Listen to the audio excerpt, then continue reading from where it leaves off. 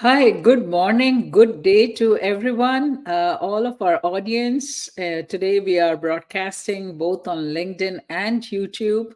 And as you have seen in our special series of Fireside Chats, where we bring one celebrity, one premium person who joins in, and we have a nice heart to heart chat. Today, I'm so proud to welcome Lisa Moorhead. She is Senior Vice President with Sophos, a multinational corporation in cybersecurity and owned by private equity Thoma Bravo. Lisa, just to give maybe two words introduction, then I'll hand it over to her to really introduce. She is an extremely talented, I was just also we were deliberating right before this call. She went to Barbara College, did criminal justice, and now she's handling a huge organization of IT, taking care of all kinds of areas, including justice for all. And our topic indeed is about from code to conscience, women tech leaders championing diversity, equity, and sustainability across the world. And I couldn't think of a better person than Lisa to come and join us today. And before Lisa introduces herself, I'll just go ahead and mention that, myself with Stralynn Consulting Services, I'm chairwoman and CEO and have been on a number of boards. But most closest to my heart is really this topic of diversity and inclusion, which I believe is a major area for all boards, including, of course, sustainability. And I'm so proud to welcome Lisa right now to the show. So, Lisa, if you could give a little bit more color to your background, who you are, both in your professional and your personal life with three lovely kids. Sure, sure. Thank you, Alpna. I appreciate the kind welcome. So as Alpna mentioned, I am responsible for enterprise applications here at Sophos. So if you think about CRM, ERP, all of that fun stuff, and our sort of mission is really how do we make our employees, our partners, our customers as successful as they can be, and really just enable through technology. As Alpna mentioned, I kind of took an interesting route to get here. I had originally gone to university with a criminal justice major, intending to go into law, and just realized that that wasn't for me. I like to tell people I kind of resisted my IT destiny at first. I actually grew up in Silicon Valley. Both my parents were in technology at IBM for many years. My mom, who's now retired, was a senior technical leader at IBM, and she was not only technically brilliant, but she was really good at like advocating for herself and for her team. And I kind of was able to see firsthand how being a caring leader brings out the best in people. And that made a huge impression on me, and my sisters as well. And I think part of it is also she was able to balance a full-time career and raising three kids. And that's always inspired me. I took a couple different roles right out of university, working for a small startup, going into consulting for a while, which was a tremendous opportunity. Really great way to grow and learn if you're new in your career. And ended up at Informatica, then GoPro, and now here at Sophos. As Alpna mentioned, I think this is a personal passion for me too. I've always been passionate about community service. I have three little and not so little ones. I have my oldest is 16. I've got a 16-year-old daughter who's in her junior year at high school, so getting ready for college applications and all of that fun stuff. Yeah. And then I have a sixth grader and a second grader as well. So I've got the whole gamut at the moment. Um, and I've been fortunate to have some volunteer opportunities.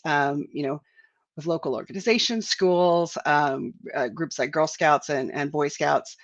And for me, it's really about what can we all do, both as individuals and as leaders, to just, contribute back and whether that's through technology or through something else, to just make the world better.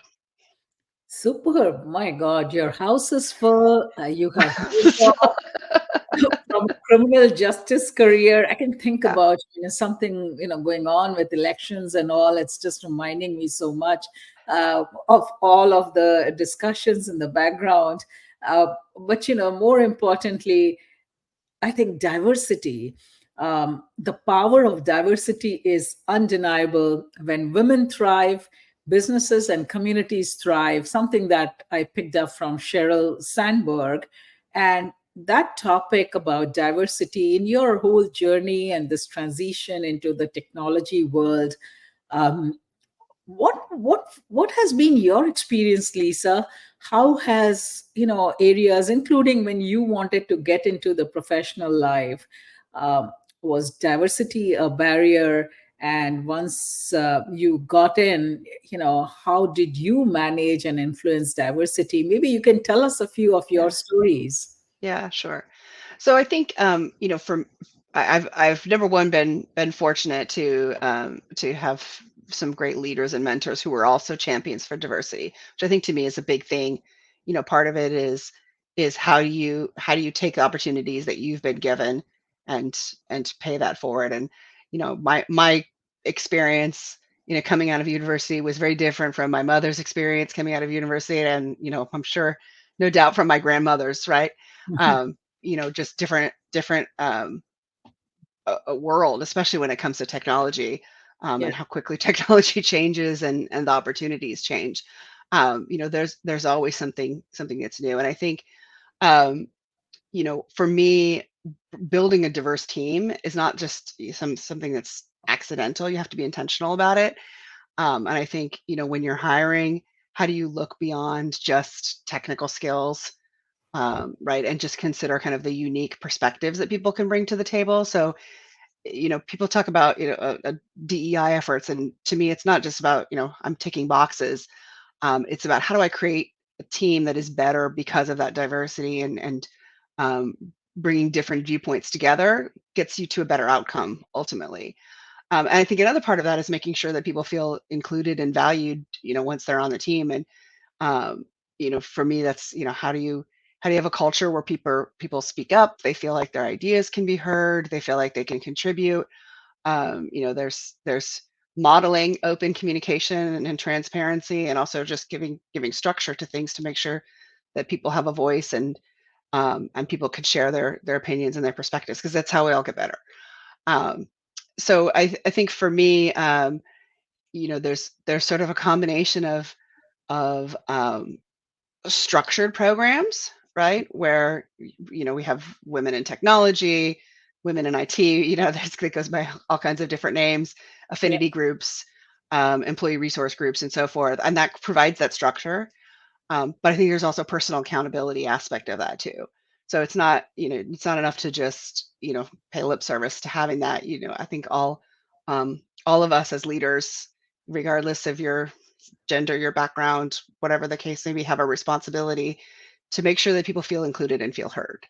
And totally. that's something that's really important to me. I think, that's where you bring those diverse perspectives together, and innovation follows from that, right? Because your people see challenges differently, they spark different ideas.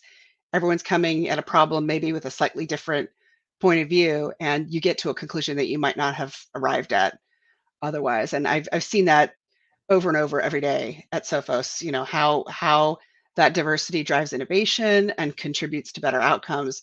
It just makes us not just more creative, but more effective as a team. Yeah, yeah. And you bring out a very interesting point. I mean, of course, diversity is not just about gender diversity. It's so many things about what are the ideas, how can you have diverse ideas? How can you even include people from different countries, geographical background, different states? They all come with a multitude of experience, and that when brought together it gives a lot better innovative kind of work, that you can move forward with newer ideas, right? And one of the stories that I recollect, like when sitting around a conference room, both, of course, from women from various backgrounds, men from various backgrounds. But when there are controversies or certain decisions have to be made, generally you may see someone being a lot more louder than the others. And it might be more of a male colleague, for example, who is louder. But do you see that changing quite a bit now? Have you run into those kind of situations where diversity actually is there, but they're still not being heard, or the female colleagues are not being heard, or maybe it's vice versa? Yeah, I mean, I think that there's, I'll say that my point of view on this is the variation between two individuals is much greater than the variation between a whole, monolithic group of people. And some of this comes back to like when you talk about intersectionality, like we're not just one thing, right?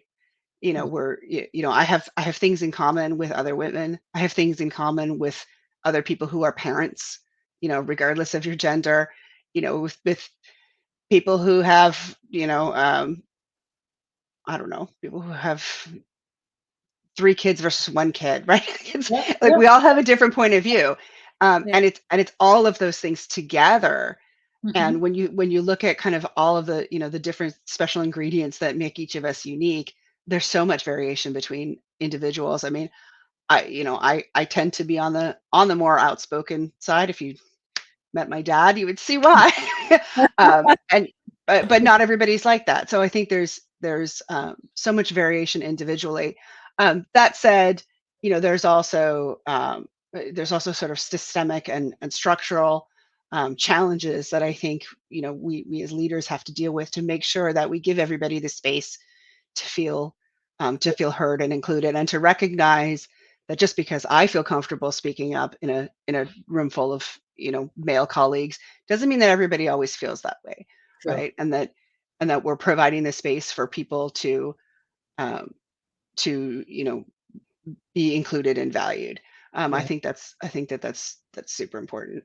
Yeah, yeah. No, very, very valid. Give them the space, allow them time to go ahead and open up or even warm up to the conversation. Give a little bit more patience in this whole regard. Yeah. Um, Now, Lisa, with your extensive experience leading IT applications at such prestigious companies, how do you see um, overall, the competency? Since we are sticking to the topic of this diversity and equity, um, and of course, with AI powered digital transformation, which is in place, there's in fact a human versus robot kind of a competition that is going on. So I'm going to keep this topic very broad. You can pick any part of it, but specifically, what are some of these competencies, and how would you create a good structured team where such difficult topics of transformations can be easily dealt with, including like change management? You go through Yeah. a transformation journey, there's always a resistance factor that is there from certain segment of functions or people, while others are more agile in adopting it. So in your current role or previous role, I know that you have been extremely instrumental in enabling the organization and to capitalize on new opportunities. So, can you give us some examples where and what, maybe certain instances? Yeah, sure. I think I mean, I think one of the things that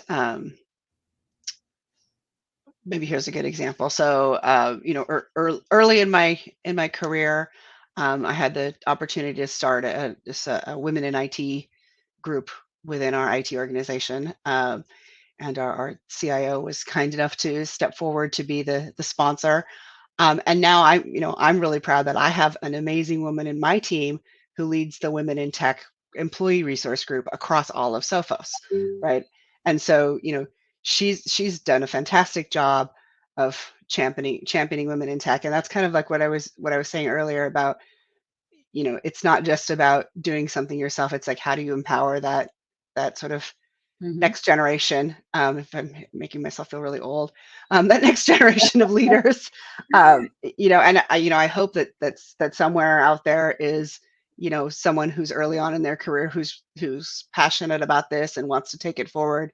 Again, whether it's women in tech or, at Sophos, we have a long list of different employee resource groups, professionals of color, LGBTQ, et cetera, where, that helps kind of open up and encourage that collaboration. And I think one of the things that's really important is how do you not just get people engaged, um, and having those conversations, but how do you kind of create the space for them to then take that conversation forward?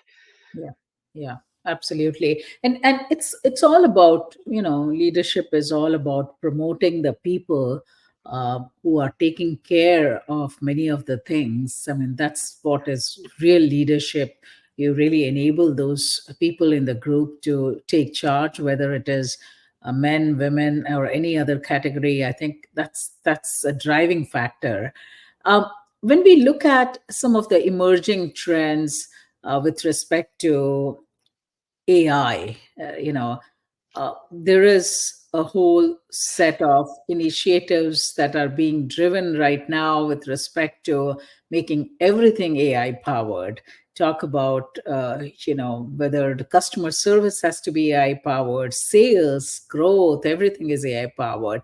Now, I'm just wondering, like, in that whole world, do you see reactions from the various um, you know people in your organization or in your experiences where the reactions are different from different segments of people? Yeah. What's your take on this whole AI drive completely transforming the entire world? Yeah, well, I could probably, I'll completely just nerd out on this for a little bit, because this is a topic that I'm super excited about. Um, I think one of the things that drew me to being in an IT role, and I think draws a lot of us to IT roles, is, um, you know, seeing the power of technology is really exciting, right? And I'll give kind of a really simple, non-work related example, actually.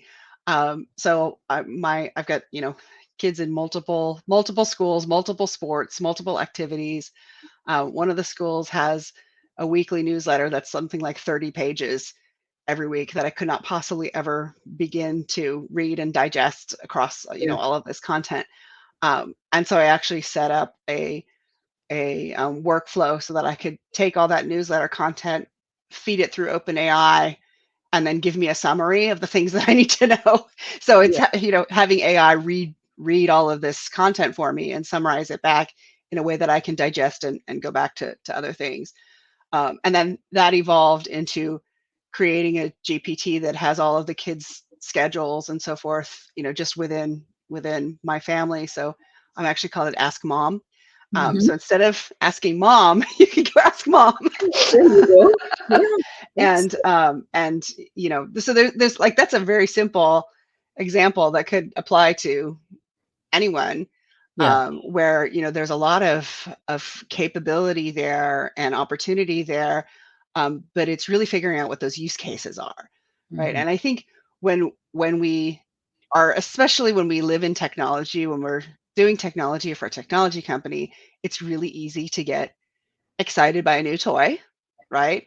And to, I want to make everything AI enabled. And the important part is to start with, what is the use case what's the problem you're trying to solve, right? So Yeah. the example that I just gave is, problem I'm trying to solve is I have too much to read and I'm missing things, right? I'm missing deadlines, I'm missing dates.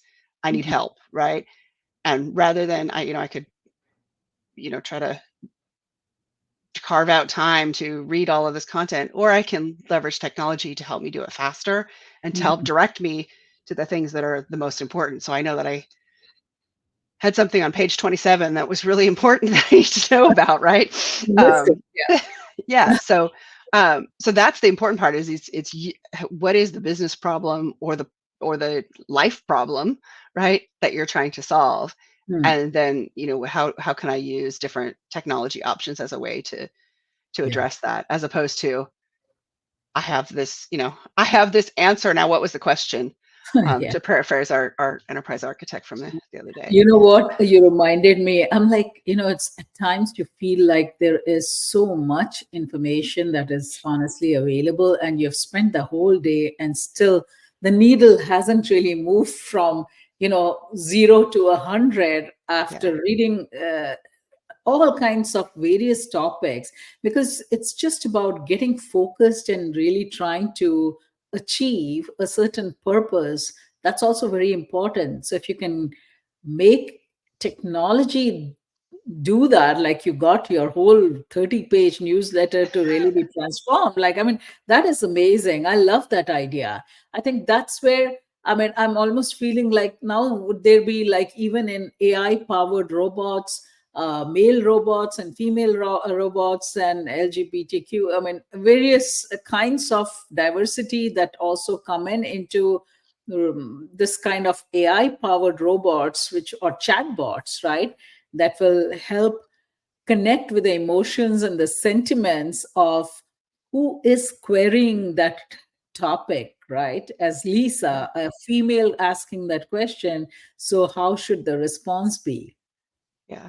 And from a technology perspective, it's kind of incredible how effective some of the technology can be at learning your Yeah. voice, right?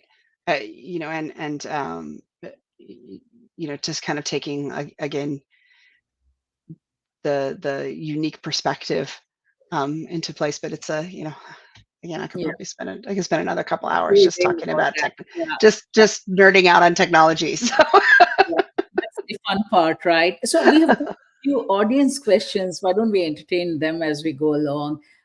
One of them is, how have you seen diverse teams drive innovation in areas such as cloud infrastructure and enterprise applications? These are topics which continue to be evergreen for now multiple years, right? So, any special examples, perspectives? Tell us some story, like, where you really ran into a big issue with your diverse team and how you had to maybe come to some kind of a conclusion. And it was just either sure, useful or came in the way. sure. So I think when I think of kind of the my past experiences, there's one that sort of jumps to mind was when I joined GoPro, was on a very much on a growth curve. And I've always been fortunate to be part of IT teams where leadership development went beyond just the core company offerings, right? So most companies have a learning and development organization, or at least a person who's driving management training and so on and so forth. But we've always had sort of a additional investment beyond that, whether it was being able to send people to Covey 4 disciplines of execution, or bring in guest speakers, or even just have conversations internally. And so one of the things that I've done when joining a new organization has always been like, let's look at some of these opportunities around leadership development, and where's the areas that we need to focus. Mhm. And joining GoPro, we had a little bit of an interesting challenge, which was that growth curve was we were looking at a something like a greater than 50% year over year growth in headcount within IT, Mm. right? It's historically had been a much smaller organization. We knew we had to grow, and some of that meant bringing in new managers, some early in their careers, some just new to the company. And how do you build that solid foundation? And so one of the things that was really important is making sure that you are casting a wide enough net to Yeah. bring in a diverse group of people. So we set up that leadership development, but we really made it focused around how do you hire effectively.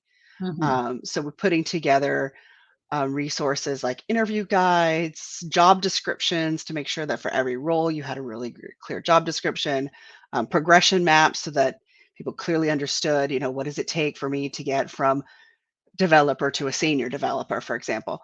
Yeah. Um, and putting those programs tailored specifically for the IT team to make sure that we could achieve those hiring targets, but also do it in a way that was consistent and equitable, and that we were able to really build a really great diverse team. And obviously, I moved on to other opportunities, but a lot of those leaders are still there, and we Yeah. are routinely recognized as a great place to work.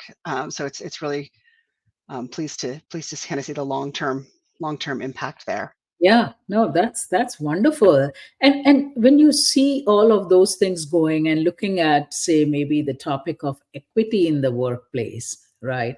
Diversity is one thing. Now, making sure they're well taken care of. When you say created this whole setup at CoPro, um, was equity especially in terms of hiring practices, performance management, the career progression. What were some of your observations as an example, and need not be specific to GoPro, but in general, your own perspectives? Yeah. Are they being? Do they still need more attention, or you're seeing progressively improving? Yeah, that's a great question. And I guess I'll answer just more from a generic, general observation Sure. point of view. I think I think there's areas where we've made good progress. I think there's always challenges, right? I think it was interesting going through the lockdown years with COVID, where everybody was working from home. And I think that there was a couple things that kind of came out of that. It forces people to be um, better communicators, right? As leaders, you really have to be results oriented and outcome oriented. It's not about whether or not somebody's showing up, sitting at their desk at 8 a.m. every morning, because there is no desk, there's no office, right? Mm. Sophos has always been a remote first company. And so for us, making that transition was fortunately fairly smooth. Yep. As Alpna, as you know, we made that transition and then kicked off a multi-year transformation program in the middle Yeah. of it. So Yeah. so we're living the dream there. Yeah. But I think the other part was it humanized people a little bit, because we all have children and dogs and plumbing emergencies and all the things that we deal with in our lives. And so kind of was a as a leveling factor, if you will. Yeah. And I think when you think about diversity, that's one of the things. We've all got our things, right? We've all got things going on in our lives. We've got um, an opportunity there to kind of get to know people in a sort of somewhat of a different way. But it was challenging for a lot of people too, right? Like, not everybody has the space to work from home, Yep. right? Not every it's there's resource needs. Not everybody has the infrastructure in their country to support working remotely effectively. And so there was a lot of challenges like that I think companies had to kind of grapple with. Um, but on the end of it, right? I mean, we're not really in the end because it's still out there, but The journey. you Yeah. know, we do see, you see some companies who are like, "Hey, we want everybody back in the office because we feel like that collaboration and face to face interaction is really important." And I know when I go to visit our teams in Abingdon or Manila, like, I love going in and being able to see the team face to face. I'm here as a remote employee. I have um, you know a lot of opportunity to be able to travel and get to meet my team live, and it's very important. Um, but on Yeah. the other hand, there's also having that ability to work remotely does open up some flexibility for me personally that I wouldn't have if I had to be 9 to 5 in an office. I just couldn't do it. So And I think that's exactly the whole work-life balance also kicks in. And many single parents, or dual parents, dual working parents, and or even if you're not a parent, you still need to have some kind of a life and not just make yourself a robot from 8 to 5, always sitting at your workspace, right? I mean, I would say that overall, and just taking also example of Stralynn, and I'm very familiar with the digital transformation journey that you have gone through. I remember how we had to work through these remotely positioned people during the time of COVID to make sure that people sitting in India or Philippines or US, they were all talking while they were sitting at home, and there were no hiccups in terms of actual performance of the project because deadlines were stringent and you had to meet them, right?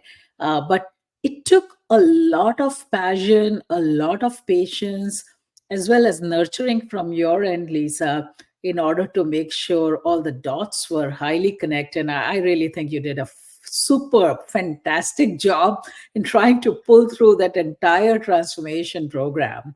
So kudos to you, and kudos to the team that you have created, in Absolutely. trying to achieve these kinds of purposes. I know we are running a little bit out of time here, but I must mention that with the kind of background that you have, not only diversity, equity, but also sustainability is a major area. And perhaps if you have any two words to share on the sustainability and technology, would love to hear that perspective and happy to, Sh- Sure. Yeah, and I know I'll try to make it brief because I know we're up on time here. But I mean, I think when I think about it, IT is fundamentally about scale. How do you scale, right? How do we enable our business to grow in new markets? How do we adopt new business models? How do we scale technically? How do we increase operational efficiency? And when that dovetails perfectly with concepts like diversity and sustainability, because those are all about, again, how do you scale? yeah, And I think, as leaders, it's our responsibility to make sure that we scale in a way that balances that growth and innovation with sustainability and inclusivity, right? Um, I think what's been fantastic about Sophos is there's, from the CEO on down, just a strong emphasis on transparency and responsible growth and being responsible citizens in the world. One of the things that I love about this company is that people are passionate about cybersecurity as an industry, and you know genuinely feel strongly that we're yeah. here to make things better. And I think that's a great thing. Absolutely. And technology and sustainability are like digital twins in some Yeah. respect, right? Digital, but still, analog, because the softness is still there, and we need to therefore embrace it in the same way. I'd say I'd like to close this particular conversation with you. It was really interesting to hear your perspectives coming from a woman leader, having been through a change in career from backgrounds and being so successful and so focused. And knowing you personally, I know that how focused you are, Lisa.